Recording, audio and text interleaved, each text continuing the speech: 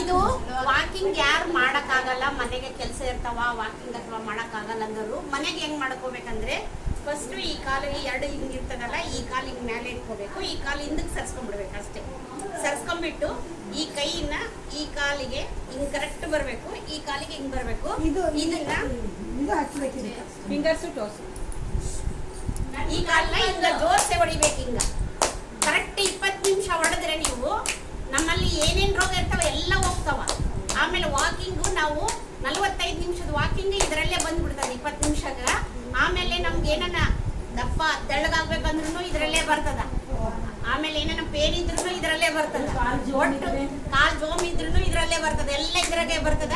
20 ನಿಮಿಷ ಬೇಸ್ ಹೊಡೆದು ಆಮೇಲೆ ಹಿಂಗ್ ಕೈ ಮುಚ್ಕೊಂಡು ಧ್ಯಾನ ಕೂತ್ಕೊಂಡ್ರಿ ಒಮ್ಮೆಲೆ ಸ್ವರ್ಗ ನೋಡ್ರಿ. ಮಾಡಿ ಬರೀ ಹೇಳ್ಬೇಕ ಕೇಳೋದಲ್ಲ, ಮಾಡಿ ನೋಡ್ರಿ. 20 ನಿಮಿಷ ಹೊಡೆದು ಆಮೇಲೆ ಕೈ ಎಲ್ಲ ಗಟ್ಟಿ ಮಾಡಿ ಆಮೇಲೆ ಧ್ಯಾನ ಪರ್ಫೆಕ್ಟ್ ಆಗ್ತದೆ.